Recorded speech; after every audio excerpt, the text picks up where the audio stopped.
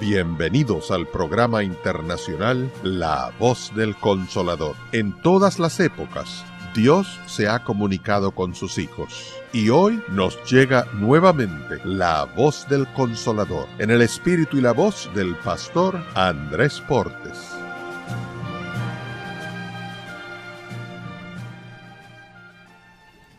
Romanos, capítulo 8, versículo 16.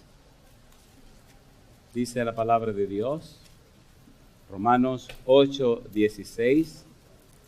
El Espíritu mismo da testimonio a nuestro espíritu de que somos hijos de Dios. Oramos.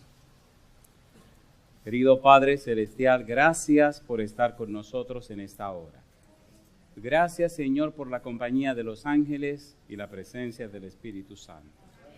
Padre, gracias por su compañía bendita, pero gracias también por los amigos y amigas que nos acompañan, por los hermanos y hermanas presentes. Gracias por aquellos y aquellas que nos siguen a través de la radio, la internet o la televisión, en cualquier rincón de la tierra.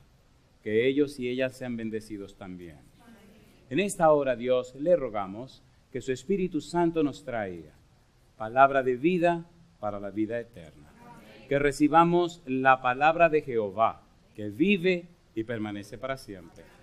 Dios, habilítenos, prepárenos, capacítenos para que en el Espíritu entendamos las cosas espirituales. Diríjanos en esta hora y siempre. Lo pedimos, oh Dios, en el nombre de Jesús. Amén, Señor. Amén. Durante la semana trabajaremos con la serie o la miniserie Garantía en el Espíritu. Toda la semana notaremos cómo Dios se ha encargado de resolver el problema del pecado. El pecado es un intruso en la tierra y cuando el pecado abundó, sobreabundó la gracia. Sin embargo, en el capítulo 6 del libro de Romanos, el que haya sobreabundado la gracia no significa que Dios pasa por alto el pecado. En el capítulo 8 del libro de Romanos estamos viendo cómo aparece en el ambiente un espíritu de esclavitud y más tarde aparece la oportunidad de tener el espíritu de la justicia, hacerse, como veremos esta noche, hijos e hijas del Dios Altísimo. El fin último de Dios es que usted regrese a la casa del Padre. Y notaremos esta noche que no es solo un problema legal, pero tampoco solamente un problema de sacarlo o libertarlo de la esclavitud del pecado. Ni siquiera es solamente un problema espiritual. Para Dios, el caso suyo y mío es un problema familiar. Dios quiere que sus hijos regresen a la casa. Por eso, la parábola del hijo pródigo en realidad es la parábola del Padre misericordioso. Ya he dicho en otras ocasiones que en la parábola de San Lucas capítulo 15 hay 3 historias y una parábola. En la historia que tiene que ver con el hijo pródigo, se menciona 13 veces al padre y apenas se menciona al hijo pródigo. Nosotros nos asociamos siempre con el lado oscuro de las cosas. Por eso a la parábola le pusimos el nombre del hijo pródigo, porque nos representa a nosotros. Pero en realidad, Cristo no estaba haciendo énfasis en el hijo pródigo ni en el hermano mayor. Estaba haciendo énfasis en el padre. Por eso dice la parábola que el padre, movido a misericordia, corrió, abrazó y besó al muchacho que estaba perdido. Le dio la bienvenida a la casa, hizo una fiesta y le dio todos los derechos otra vez de ser un hijo legítimo del Padre.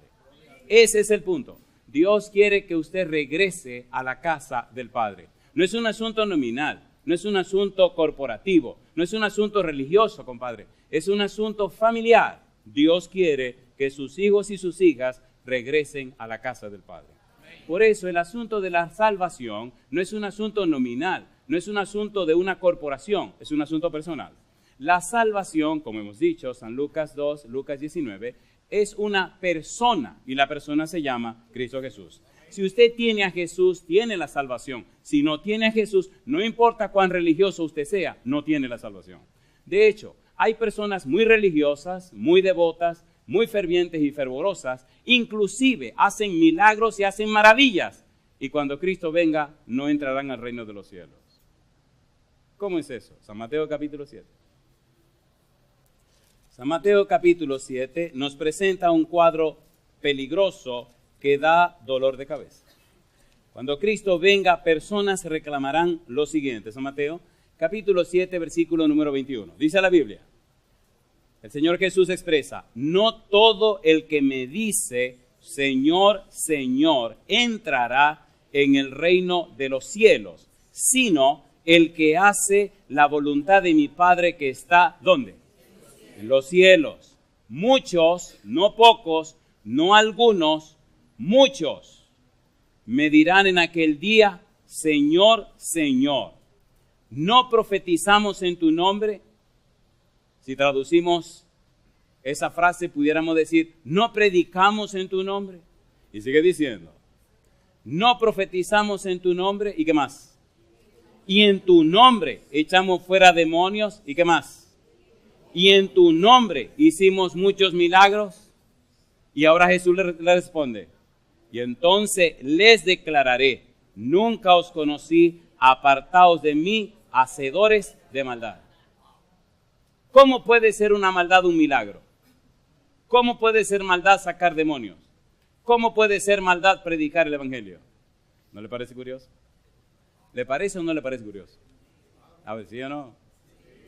Por eso necesitamos estudiar la Biblia y estar claros para que cuando el Señor venga no tengamos este problema. De allí que me gusta el asunto de la metodología de estudio bíblica, gramática, descriptiva. Bíblica porque está basado en la Biblia. Gramática porque atiende al uso y al valor del significado de las palabras. Y descriptiva porque todo se describe y se explica a la luz de lo que la Biblia dice, lo que quiere decir y la forma de enseñar lo que quiere decir. Todo parte de la Biblia, gira en la Biblia y regresa a la Biblia. Yo digo, alabado sea el nombre de Dios. Amén. Dios está comprometido con su palabra, no está comprometido con nadie. Y Él dice, mi palabra no volverá a mí vacía, sino que hará todo aquello para lo cual yo la envié. He visto a muchas personas que tienen miedo de ser religiosos, pero son excelentes cristianos. Interesante. Personas que aparentan que no les importa Dios ni el cielo, pero su problema ha sido situaciones difíciles con las religiones. Y pudiera contarle muchas experiencias de ateos, pero ateos. Y de personas no solo ateos, sino especializados en su ateísmo.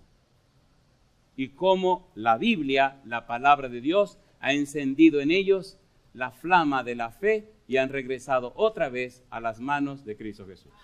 Recuerde que el asunto de la salvación es un asunto de relación, no es un asunto de religión. Aprenda primero a ser una persona convertida, una persona cambiada, una persona arrepentida. Y entonces, siendo un convertido o una convertida, el Espíritu de Dios que mora en usted tocará el corazón de aquellos que necesitan entregarse al Evangelio. Porque cuando usted no es convertido, usted no puede dar lo que no tiene, querido, ¿sí o no? A ver, ¿sí o no? Usted puede engañarse a sí mismo por un tiempo, engañar a los demás por mucho tiempo, pero nunca engañará a todo el mundo todo el tiempo. Un día las cosas se sabrán. De allí lo importante de entender y comprender el mensaje de Dios, que más que palabras es el testimonio de una vida, y su nombre se llama Cristo Jesús. Amén. ¿Nos entendemos?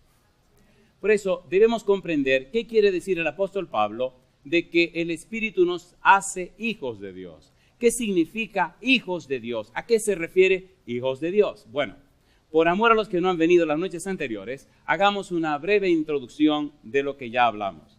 Y entonces pasemos a lo que tenemos que hablar hoy. Número 1, existe un espíritu de esclavitud. La mayoría de la gente es víctima del pecado que mora en sí, el pecado que mora en nosotros. Tenemos una naturaleza pecaminosa. No pagamos el pecado de nuestros padres, pero sufrimos las consecuencias, ¿sí o no? ¿Sí o no? El alma que pecare, cada quien pagará por sus propios errores. Pero heredamos de nuestros padres una tendencia al pecado, una tendencia al mal. En el libro de Salmos capítulo 51, versículo 5, David dice que fue concebido en pecado. En el capítulo 58, versículo 3, dice que desde el vientre somos mentirosos. Así que nacemos con esa inclinación al pecado. Sin embargo, Dios ha preparado un plan de salvación para resolver el problema del pecado. Pregunto, ¿vino Cristo a la tierra? ¿Pagó Cristo el precio del pecado? ¿Ofrece Dios perdón a los pecadores? ¿Ha pagado y cumplido Dios con los requisitos del pecado? Cuando el pecado abundó, cuando el pecado entró la muerte. Pero cuando Cristo entró la vida. Yo digo, alabado sea el nombre de Dios. Jesús dijo, yo soy el camino y la verdad y la vida. Nadie viene al Padre sino por mí. Antes de ser buen religioso, asegúrese de ser un buen cristiano. Ser cristiano significa que usted conoce y usted ama a Cristo Jesús. ¿Se entiende o no se entiende? ¿Sí o no? Jesús dijo, ustedes son mis amigos si hacen lo que yo les mando. ¿Le gustaría a usted hacer lo que manda Jesús? ¿Cuántos quieren hacer lo que manda Jesús? Recuerde, no es un asunto corporativo, es un asunto de relación. Es con quién te estás relacionando. Porque en la boda de Caná, María le dijo a los que servían, hagan ¿qué cosa? Todo lo que él les diga. ¿Qué necesitaban en las bodas? Vino. Bueno, es verdad, necesitaban agua, porque si no hay agua no hay vino. ¿Qué necesitaban? Agua. ¿Qué tienen a la mano? No, necesitaban vino y tienen a la mano agua, no se dejen confundir. Cuando fueron donde Jesús, ¿qué le dijo Jesús? Bueno, aquí tienen este cheque, vayan y compren en... No, Jesús le dijo, llenen esas tinajas de agua. ¿De qué la llenaron? Y cuando estuvieron llenas, le dijo entonces a los muchachos, saquen y denle al maestresala, al director de esta cuestión aquí, al metredí, dicen los que trabajan en los hoteles. Y cuando le dieron, ¿qué cosa bebió el tipo? Vino. El agua la convirtió en ¿qué? Entonces, aprenda esto. Aprenda a confiar en Dios y no confíe demasiado en su propia prudencia. ¿Puedo leerle un versículo de la Biblia que le va a servir para toda la vida? ¿Lo quieren o no lo quieren? ¿Seguro que lo quieren? Oiga, usted tiene doble condenación si recibe las cosas y no las hace. ¿En realidad lo quieren o no lo quieren? Bueno, pues aquí le va. Proverbios capítulo número 3. Proverbios capítulo número 3. Guarde este versículo para usted y vívalo todos los días. Mire, esto me ayudó cuando era un adolescente y me ha seguido ayudando ahora que ya no soy tan adolescente. Proverbios capítulo 3, versículo 5. ¿Cómo dice? Fíate de Jehová de todo tu corazón y no te apoyes, ¿dónde? En tu propia prudencia. ¿Qué sigue diciendo? Reconócelo en todos tus caminos y Él enderezará tus veredas. ¿Y qué sigue diciendo? No seas sabio en tu propia opinión. Teme a Jehová. ¿Y qué dice ahora? Y apártate del mal. ¿Es lindo el consejo o no es lindo? A ver, ¿es lindo o no es lindo? Entonces, todo lo que vamos a estudiar es el consejo de Dios. No pelees con Dios. Lo que Dios está interesado en que tú regreses a su casa, a su familia. Lo único que Dios quiere, y ha pagado bastante caro, es que tú regreses a sus manos. Y entonces tú tengas derecho a las bendiciones que Él te quiere dar. Porque Dios no puede bendecirte en el pecado. Y Dios no te va a salvar en el pecado. Dios te salva del pecado. Y Dios te libra de la maldad. ¿Puedo leer un versículo peligroso ahora? Me gusta, ustedes son muy buenos. Siempre dicen que sí. Y si dicen que sí, olvídense que le voy a dar bien duro. Primera de Samuel capítulo número 2. Vamos rapidito. Primera de Samuel capítulo 2 versículo 30. Oiga palabra de Jehová. Dice Dios. Por tanto, Jehová el Dios de Israel dice. Yo había dicho que tu casa y la casa de tu padre andarían delante de mí perpetuamente. Mas ahora ha dicho Jehová. Nunca yo tal haga. Estoy en 1 Samuel 2:30. Nunca yo tal haga. ¿Por qué dice ahora? Porque yo honraré a los que me honran y los que me desprecian serán tenidos en poco. Si te está llevando el demonio, revisa por qué te está llevando el demonio. Si las cosas no están caminando bien, revisa, mi negro, revisa. Dios no miente, Dios no sabe mentir. Y las promesas de Dios son fieles y verdaderas. ¿Es así o no es así? Cuando Dios le dice, es así, usted le puede creer. El plan de salvación está acabado, completado y listo. No hay que dudar de la salvación. La salvación no es una lotería a ver quién se la saca. No. Romanos capítulo 8. Romanos capítulo número 8.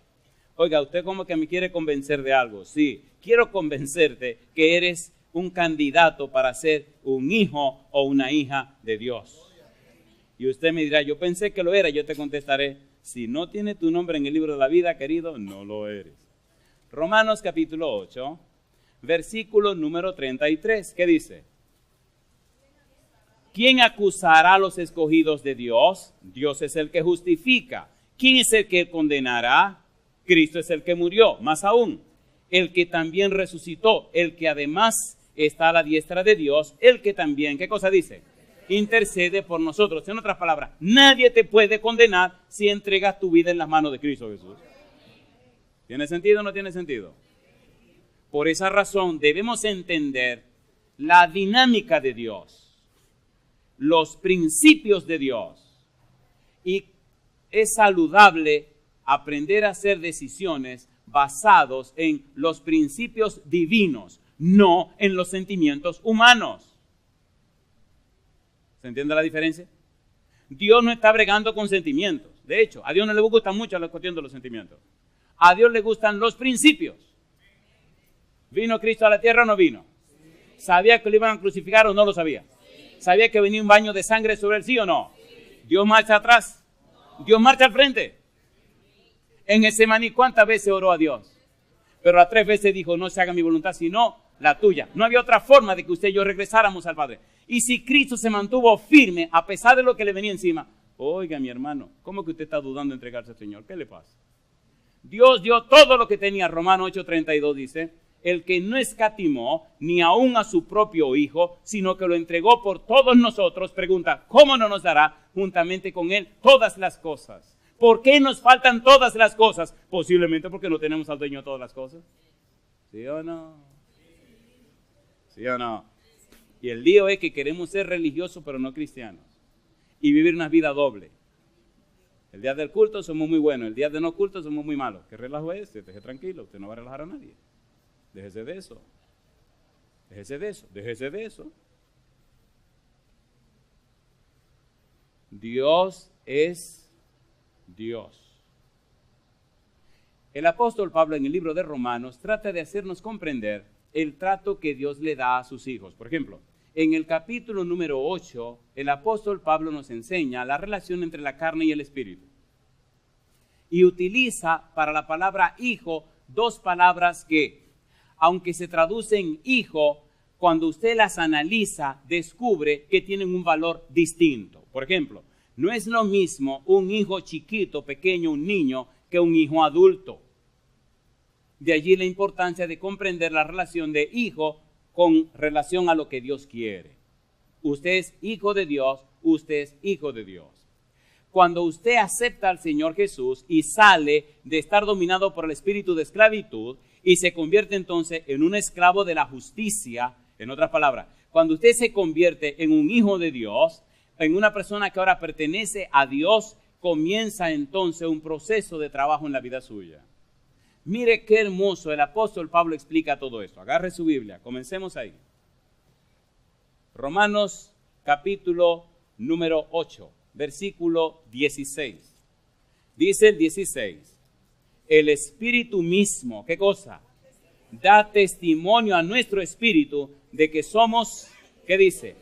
Hijos de Dios. La palabra que se traduce aquí, hijo, es niños de Dios. Pero mira el versículo 14. Dice el verso 14, porque todos los que son guiados por el Espíritu de Dios, estos son, ¿qué dice? Hijos de Dios. La palabra que se utiliza ahí habla de un hijo adulto.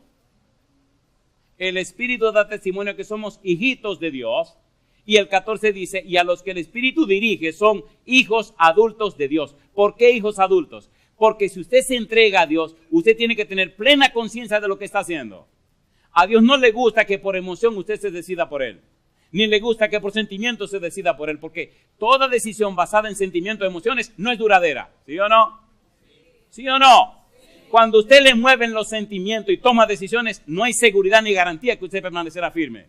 Pero cuando usted le analiza las cosas, la entiende, la comprende, la profundiza, la descubre, y usted se convierte a eso, entonces ocurre un fenómeno en su mente. Metanoia, metanoeo, arrepentimiento. Hay un cambio en sus patrones de pensamiento. Hay un cambio en su estructura mental.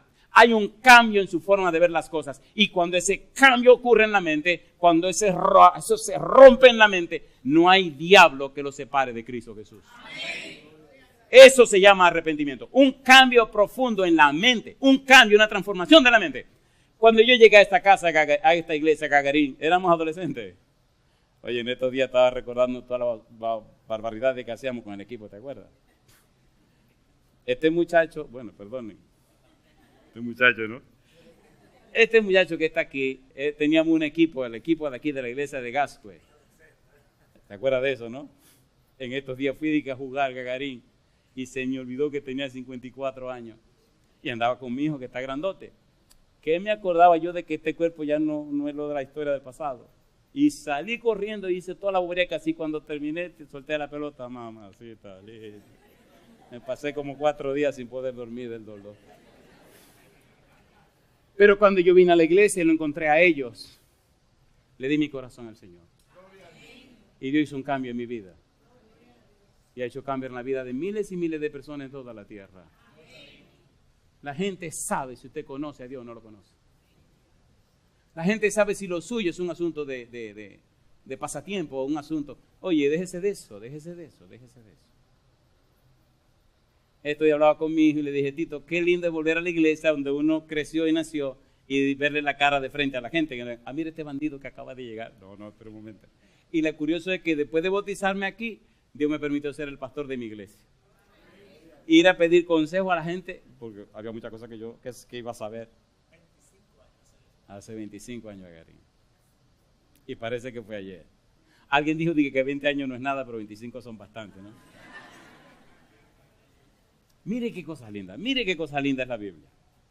En la Biblia, el apóstol Pablo trata de explicarnos qué cosa es el hombre viejo y qué cosa es el hombre nuevo. Nos hablan de un hombre viejo porque está dominado por el espíritu de la esclavitud. Pero nos hablan de un hombre nuevo que está guiado por el Espíritu Santo. Hagamos un puente entre lo que hablamos la semana, el tema anterior, que era el espíritu de la justicia. Y conectemos entonces ahora con este hombre nuevo. Efesios capítulo 4, versículo 24. Vamos rapidito ahora. Efesios 4, 24. Mire qué cosa linda. ¿Cómo dice el verso 24? Y vestíos, ¿cómo dice? Y vestíos del nuevo hombre creado, ¿cómo dice? Según Dios, ¿cómo dice? En la justicia y santidad de la verdad. Los que están dominados por el espíritu de la esclavitud tienen acceso, tienen la oportunidad de recibir a Jesús y entonces ser cambiado de un hombre viejo a un hombre nuevo, guiado y dirigido por la justicia de Dios. Y ahora comienza una experiencia nueva. Cuando esa experiencia nueva comienza, el individuo se da cuenta que es una nueva persona. De modo que si alguno está en Cristo, nueva, que las cosas viejas, y aquí todas son hechas, se sorprenden porque dicen, qué raro, ya no tengo estos pensamientos macabros que tenía antes. Ya no siento esas cosas de emborracharme y amanecer haciendo tonterías. Y se asustan porque ahora han sido libertados del poder del pecado y empieza un proceso de santificación. Empieza la experiencia de un hombre nuevo, de un nuevo hombre. El hombre viejo muere. Versículo 22. En cuanto a la pasada manera de vivir, ¿qué dice el apóstol Pablo? Despojaos del viejo hombre que está viciado conforme a los deseos engañosos. Versículo 23. y renovaos en el espíritu de vuestra mente. ¿Por qué de vuestra mente? Porque el cambio se produce en la mente. Por eso, arrepentimiento significa cambio de la mente. Metanus, cambio de la nous, cambio de la mente. Los hombres y mujeres arrepentidas tienen una mente cambiada. Ahora tienen la mente de Cristo. Segunda de Corintios capítulo 2. Mire qué cosa linda. Primera de Corintios capítulo número 2. Primera de Corintios capítulo 2 versículo 16. El apóstol Pablo dice, porque ¿quién conoció la mente del Señor? ¿Quién le instruirá? Mas nosotros, ¿qué cosa dice? Mas nosotros tenemos la mente de Cristo. Alabado sea el nombre de Dios. ¿Podemos tener la mente de Cristo? ¿Sí o no? ¿Les gustaría tener la mente de Cristo? ¿Cuántos quieren tener la mente de Cristo? Después no proteste, no va a poder tener pensamientos asquerosos y sucios y feos. Y cuando el demonio quiera venir a poner cosas sucias en su mente, el espíritu le dirá, hey, mi negro, váyase de ahí. ¿Seguro que quieren la mente de Cristo? ¿Seguro que quieren la mente de Cristo? Entonces necesitamos trabajar con este hombre nuevo. Aquí me pasa como cuando iba a visitar a Esther. ¿Verdad que apenas nos estamos entrando en el negocio? ¿O no? ¿Ustedes se han enamorado alguna vez? Ah, pues no se ha enamorado. Esa está peligrosa. Ay, mamá. Dejemos el enamoramiento y vamos a trabajar. Colosenses capítulo número 3. Úpale, muchos enamorados. Eso está peligroso. Colosenses capítulo número 3. Esa fue buena. Versículo número 10. Aterricemos en esta idea que estamos trabajando. Colosenses 3:10. ¿Cómo dice el versículo 10? Y revestido del nuevo, el cual, ¿qué dice ahora? Conforme a la imagen del que lo creó, ¿qué hace? Se va renovando hasta ¿dónde? El conocimiento pleno. No se entiende, no se explica un cristiano que se enquista, que se anquilosa, que se detiene.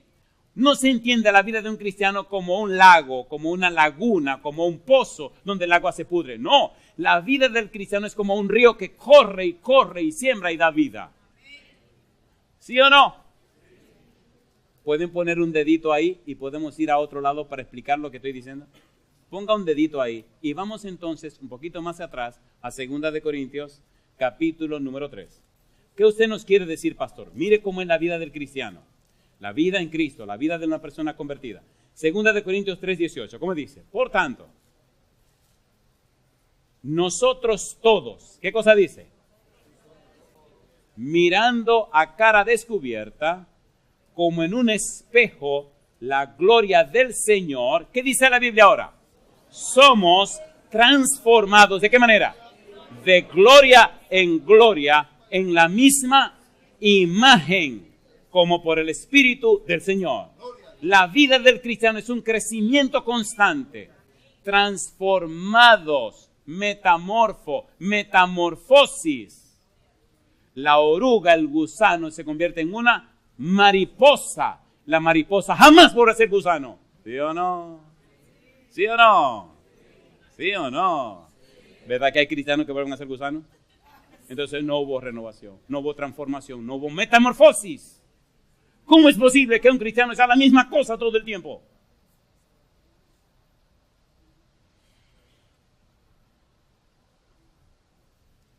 Disculpen, solo estoy haciendo énfasis, yo no estoy regañando a nadie. Solo estoy haciendo énfasis, porque hay que ser enfático o no. A ver, ¿sí o no? Oiga, si usted se casa con una mujer que le da la comida todos los días la misma cosa, ¿verdad que usted se pone peligroso? ¿Sí o no? ¿Sí o no? Aunque sea dominicano, arroz, bichuelo y carne, arroz, bichuelo y carne, arroz, bichuelo y carne. Mujer, ¿qué te pasa a ti? Cámbiame la cosa. Arroz, bichuelo y carne, arroz, bichuelo y carne. ¿Qué relajo es ese? A mí la comida no me gusta mucho. Me fascinan los víveres. Mi mamá era cibaeña. En estos días estábamos en un país bien lejos, pero bien lejos. Y ellos tenían problema de que yo comía. Y dije, Ludín, ya usted sabe. Y si usted me da víveres, yo estoy feliz. Otra vez estamos en otro país, bien lejos, pero bien lejos. Y tenían preocupación de que yo iba a comer y habían frutas. Oiga, esa gente se aprovecharon y el grupo que estábamos esa semana nos comimos 2 toneladas de fruta. ¿Usted puede creer eso? 4,000 libras de fruta. Era un buen grupo que había allí. Sí, yo no me la comí solo. Así es el Señor. Usted no ve la variedad de cosas que Dios creó. ¿La vio o no la vio? Mas la senda de los justos es como la luz de la aurora, que va en aumento hasta que el día es perfecto. Proverbios 4:18. ¿Es linda la vida del cristiano? Es progresiva. ¿Qué dice Primera de Pedro 2:9? Mas vosotros sois linaje escogido, real, nación, pueblo adquirido por Dios. ¿Con qué propósito? Dice el apóstol Pedro, para que anunciéis las virtudes de aquel que os llamó de las tinieblas a su luz admirable. La palabra virtudes se puede traducir virtudes, atributos, características, bellezas. La idea es que en la vida suya se muestre la belleza de la imagen de Cristo. ¿No es lo que está diciendo el Señor? ¿No es lo que está diciendo el apóstol Pablo? ¿Sí o no? ¿Sí o no? El hombre nuevo refleja la belleza de la imagen de Cristo. El Espíritu Santo nos transforma de gloria en gloria a la imagen de Cristo. Y los ángeles y los demonios y los hombres y las mujeres ven en usted reflejada la imagen de Cristo. No importa que usted sea una persona fea. No importa que sea joven o viejo. No importa. El Espíritu Santo le da un toquecito que llama la atención de la gente. ¿Sí o no? A ver, ¿sí o no? Necesitamos permitir al Espíritu que nos cambie, nos transforme. Por eso la salvación es un asunto de relación. San Juan 17:3, ¿qué dice? Esta es empero la vida eterna, que te conozcan a ti, el único Dios verdadero, y a Jesucristo, a quien has enviado. La palabra, el verbo conocer significa una experiencia cotidiana, una experiencia diaria, una experiencia frecuente. Es como cuando usted se casa. Bueno, déjeme aclarar esto. En mi tiempo, a ver. Se supone que la manera es que usted tenga una novia y la palabra no vio es que usted no vio. Pero ahora ven más de la cuenta. Se supone que usted no vio. Entonces, como no vio, usted se casa para ver. El problema es que cuando ven demasiado ya no quieren casarse. Y si se casan, fracasan. Porque ya vieron. Entonces, cuando usted no vio, entonces usted se casa y empieza a ver. Así es la vida cristiana. Antes de usted ser cristiano, de usted entregarse al Señor y ser bautizado, usted no ha visto, no conoce a Dios, no comprende a Dios, no se ha relacionado con Dios. Pero después que usted lo conoce, camina con Él y tiene una relación estrecha con Él, mi pregunta, ¿lo podrán quitar del lado de Dios? Nada ni nadie. Ya tenemos 35 años caminando juntos. Y espero en el Señor que nada ni nadie me separe de Él. ¿Tiene sentido lo que estamos haciendo? Hombre nuevo. Pablo nos habla de un hombre nuevo. Colosenses capítulo 3, versículo 11, donde no hay griego ni judío, circuncisión ni incircuncisión, bárbaro ni escita, siervo ni libre, sino que Cristo es, ¿qué cosa? El todo y en todos. Y dice el apóstol Pablo, vestíos pues como escogidos de Dios, ¿de qué manera? Santos y amados, de entrañable misericordia, de benignidad, de humildad, de mansedumbre, de paciencia, soportándoos unos a otros y perdonándoos unos a otros si alguno tuviere queja contra otro. De la manera que Cristo os perdonó, así también hacedlo vosotros. Y sobre todas estas cosas, ¿qué dice Pablo? Vestíos de amor, que es el vínculo perfecto. Mi pregunta para usted, ¿entonces se pueden ver los perfiles de una persona que está siendo transformada por el Espíritu Santo? ¿Sí o no? ¿Sí o no? Entonces necesita usted y necesito yo que el Espíritu haga ese cambio en nuestra vida, ¿sí o no? Y eso significa un hombre nuevo. Un hombre que vive, una mujer que vive para la gloria de nuestro Dios. Y aquí viene una pregunta interesante. Muy bien, pastor. Pero ¿cómo hace eso el Espíritu Santo? Alguien me hizo esa pregunta y pensó que yo le iba a decir, te reprendo. Y le dije, no, espérate. Vamos a leer la Biblia. Segunda de Corintios, capítulo 4, versículo 16. ¿Cómo lo hace el Espíritu? ¿Cómo opera esa transformación? Recuerde que estamos hablando de ser hijos de Dios. Y la idea es que usted regrese a la casa del Padre. Segunda de Corintios, capítulo 4, versículo número 16. ¿Cómo dice el verso 16? Por tanto, ¿qué cosa? No desmayamos. Antes, aunque nuestro hombre exterior se va desgastando, ¿qué dice ahora? El interior, ¿qué cosa? No obstante, se renueva de día en día. Mi pregunta, ¿hay un hombre exterior? Sí, mire, el mío se está volviendo cada vez más viejo y más acabado. Pero hay un hombre interior. ¿Qué hace el hombre interior? El Espíritu lo va renovando. Ponga cuidado, ponga mucho cuidado. Romanos capítulo 7, versículo 22. Vamos rapidito. Romanos 7, 22. Y todo este trabajo lo hace el Señor. Usted debe darle el derecho legal para que Él lo haga. El apóstol Pablo, en su conflicto del pecado y la maldad que mora en nosotros, dijo, versículo 22. Porque según el hombre interior, ¿qué cosa? Me deleito en la ley de Dios. ¿Hay un hombre interior, sí o no? Efesios capítulo 3, versículo 16. Y ahora expliquemos esto para entrar en la parte final. Efesios 3, 16. ¿Cómo dice el verso 16? Efesios capítulo 3, versículo 16. Para que os dé conforme a las riquezas de su gloria. ¿Qué cosa? El ser fortalecido con poder, ¿dónde? En el hombre interior. ¿Por quién? Por su Espíritu. ¿Cómo hace el Espíritu Santo? Pregunta número 1. ¿Qué es el hombre interior? ¿Por qué hace tanto énfasis Pablo en el hombre interior? Los exégetas bíblicos dicen que el hombre interior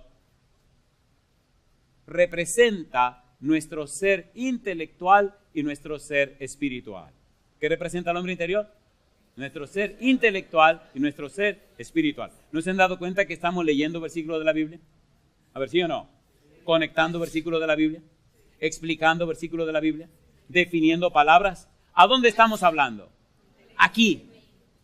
Y al entender aquí, entonces eso se traduce en una vida espiritual.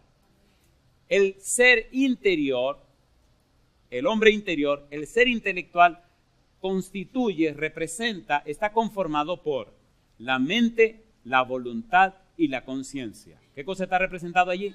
La mente, la voluntad y la conciencia. Mira el versículo 16 que dice, para que seáis fortalecidos con poder en el hombre interior por su espíritu.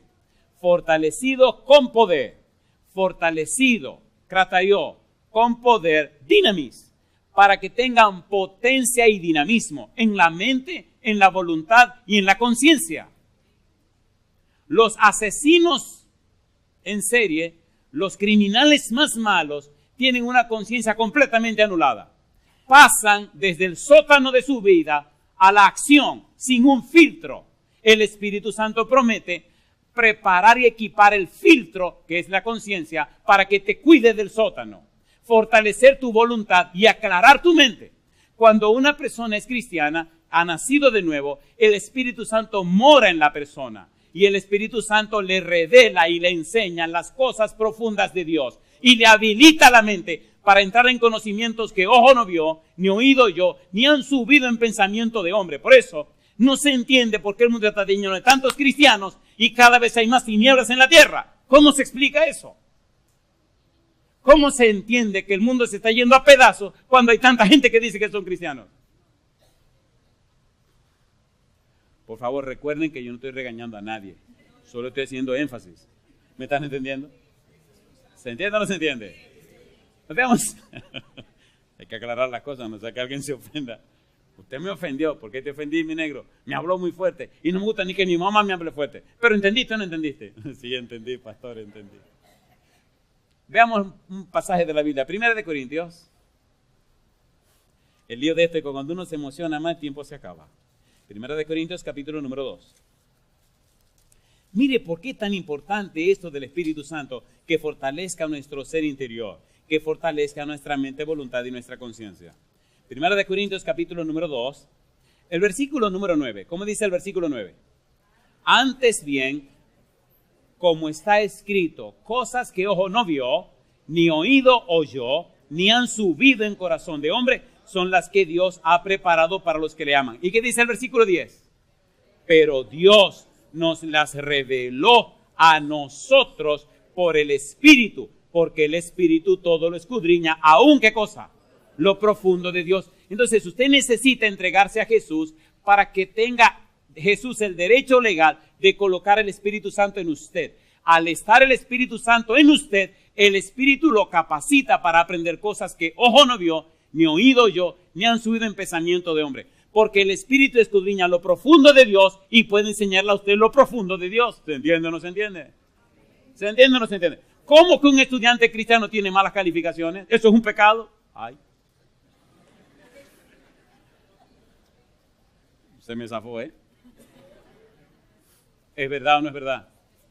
¿Es verdad o no es verdad?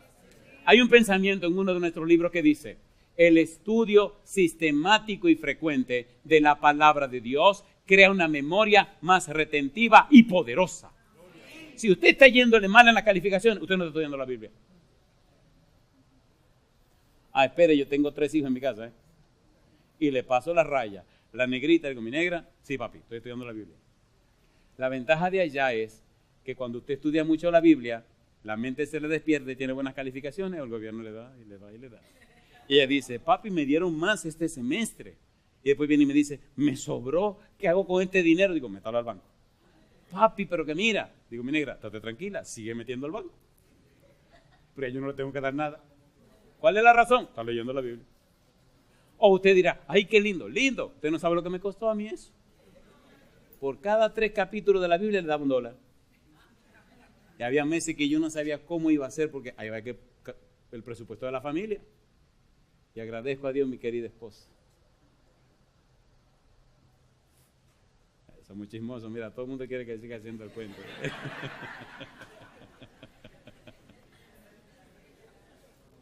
Cuando los hijos están en la etapa formativa, usted tiene que buscar maneras de que su mente quede atrapada en la Biblia.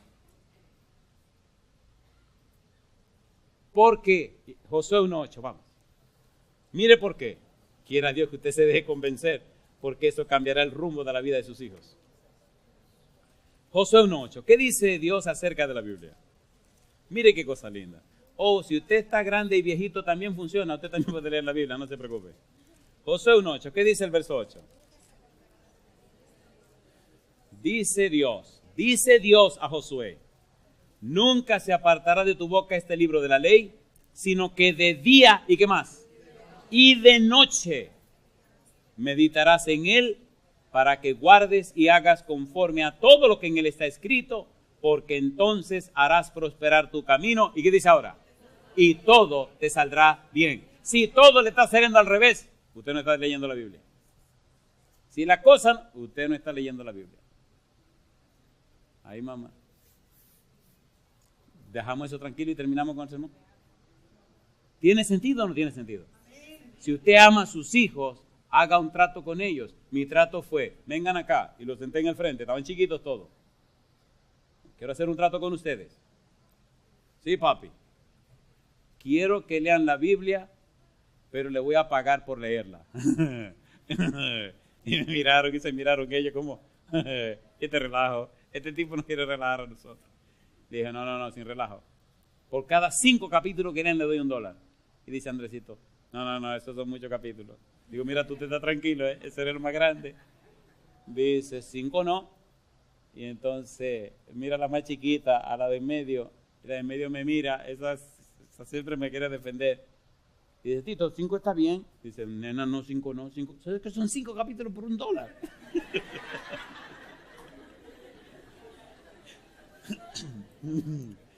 Y le digo yo, ¿y qué tú propones? 3. Compadre, en la vida de mis hijos yo no voy a discutir. Digo, ok, 3, pero mire, 3. Sí, papi. Entonces dice la chiquita, ¿y cómo tú vas a saber que estamos leyendo los 3 capítulos? Digo, yo confío en ustedes. Yo confío en ustedes. Así que cada viernes por la tarde había que sacar cuenta. Compadre, una vez, yo creo que conté esto en otro lugar, una vez el tipo leyó tantos capítulos que me iba a desfalcar. Era más dinero que yo tenía para cubrir las cosas de la casa. Y dije, no, este negro tengo yo que relajar. Y le dije, mijo, ¿cómo hacer un trato? Disculpen, yo lo engañé, pero déjame seguir con mi sermón. Pero valió la pena, valió la pena. Le di la marquesina de la casa, el cuarto de servicio, toda esa ala de la casa se la di por todo el dinero que él tenía que pagar, que yo no tenía. Y él lo aceptó gustoso en ese tiempo. Después me dice, ¿tú cómo que me engañaste? Le digo, sí, mi hijo, pero no fue con mala fe. Hoy día, te tiene que ver a mi hijo. Cada uno, en mi casa la persona que menos lee la Biblia la lee 2 o 3 veces en el año. O sea, yo no estoy diciéndole un capítulo, estoy diciendo la Biblia entera. Entonces, ¿cómo no voy a estar feliz de mi Señor?